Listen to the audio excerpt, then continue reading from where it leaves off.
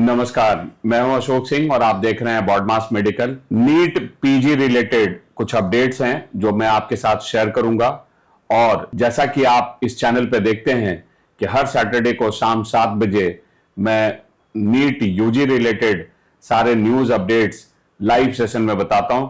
तो इसी वीक से मैं प्रयास करूंगा कि नीट पीजी के लिए संडे को यह सेशन होगा। हर संडे को सुबह के 10 बजे मैं लाइव अपडेट्स बताऊंगा आपको पीजी रिलेटेड।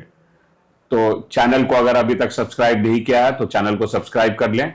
आज जो 2-3 बड़े अपडेट्स हैं वो ये है, सिक्किम मणिपाल में नीट पीजी के लिए एप्लीकेशन स्टार्ट हो गया है। तो अगर आप सिक्किम मणिपाल में इंटरेस्टेड हैं तो नीट पीजी के लिए आप अप्लाई कर लें। दूसरा बड़ा अपडेट है कि नीट एसएस का पहले राउंड का रिजल्ट पब्लिश हो गया है।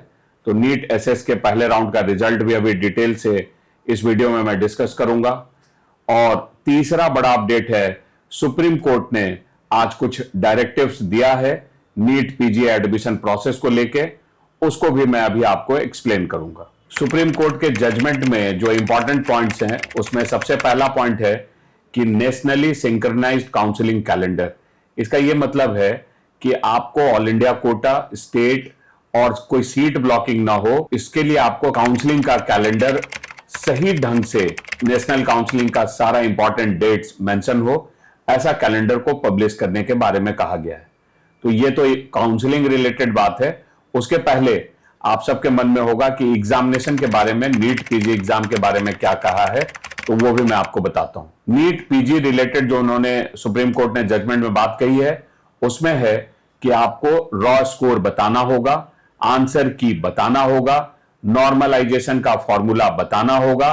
तो ये जो है, जब तक ये बताया नहीं जाएगा, क्योंकि इस बार फिर से 2 शिफ्ट में नीट पीजी का एग्जाम होगा, नॉर्मलाइजेशन लगाया जाएगा, तो ये इन्हें डिक्लेयर करना चाहिए ताकि ट्रांसपेरेंसी मेंटेन हो।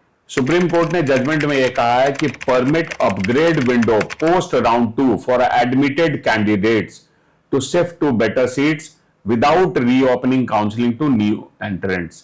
तो इनका यह कहना है कि शायद राउंड 2 के बाद एक और शिफ्टिंग या अपग्रेडेशन वो एग्जिस्टिंग स्टूडेंट्स के लिए होना चाहिए। इसके बाद आप थर्ड राउंड स्टार्ट कर सकते हैं और नए स्टूडेंट को उसमें आने दे सकते हैं।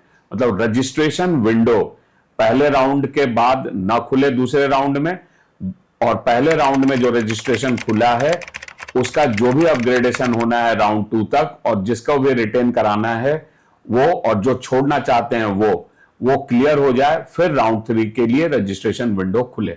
इसके अलावा जो इन्होंने बात कही है वो फीस को लेके है। फीस का डिस्क्लोजर, कंप्लीट फीस का डिस्क्लोजर होना चाहिए ताकि ये ट्रांसपेरेंसी मेंटेन्ड हो, चाहे प्राइवेट कॉलेज हो, डिम्ड यूनिवर्सिटी हो। Total fees, tuition, hostel, cost deposit, miscellaneous, ये सब कुछ इनको डिस्क्लोज करना है। इसी के रिगार्डिंग उन्होंने एक और बात कही है कि सेंट्रलाइज्ड फी रेगुलेशन फ्रेमवर्क होना चाहिए। एनएमसी को इसको रेगुलेट करना चाहिए ताकि जो है एनएमसी के पास ट्रांसपेरेंसी से कंप्लीट फीस के बारे में जानकारी हो। इसके अलावा इन्होंने सीट ब्लॉकिंग के लिए स्ट्रिक्ट पेनल्टी की बात कही है। जो रिपीट ऑफेंडर हैं उनको ब्लैकलिस्ट करने के बारे में, फर्दर एग्जाम से बाहर करने के बारे में, ये सब के बारे में उन्होंने कहा है। आधार बेस्ड सीट ट्रैकिंग की भी बात की है।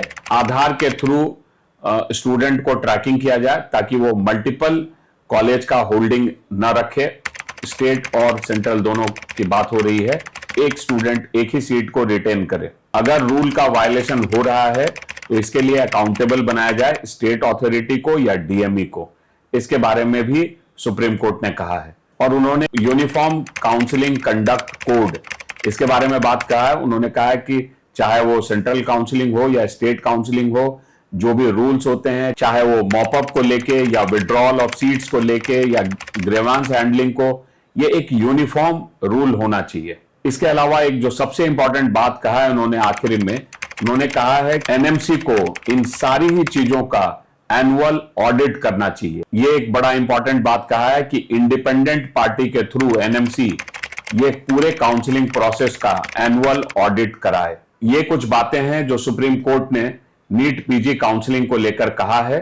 ये बहुत इंपॉर्टेंट बातें हैं होपफुली अगर ये इंप्लीमेंट होता है तो इससे काउंसलिंग जो है ज्यादा ट्रांसपेरेंट होगा और सही स्टूडेंट को सही सीट्स मिलेगी। नीट पीजी 2025 के रिलेटेड सारे लेटेस्ट इंफॉर्मेशन अपडेट्स आपको इस चैनल पे मिलेंगे।